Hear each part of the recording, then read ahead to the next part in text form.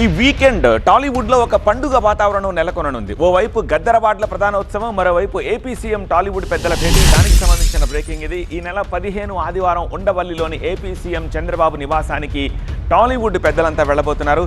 దాదాపుగా 30 మంది వరకు వెళతారని సీఎం చంద్రబాబు డిప్యూటీ సీఎం పవన్ను కలిసి చర్చిస్తారని తెలుస్తోంది.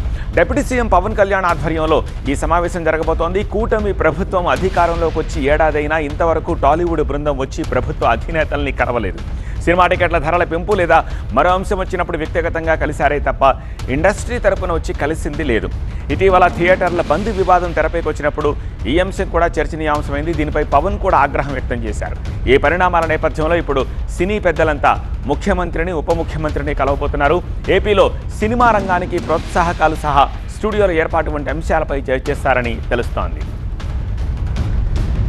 మరోవైపు ఎల్లుండి హైటెక్స్ వేదికగా గద్దర్ అవార్డుల ప్రధానోత్సవ వేడుకను నిర్వహించేందుకు సన్నాహాలు చేస్తోంది తెలంగాణ ప్రభుత్వం. ఈ నేపథ్యంలో వీకెండ్ టాలీవుడ్లో పండుగ వాతావరణం నెలకొంది.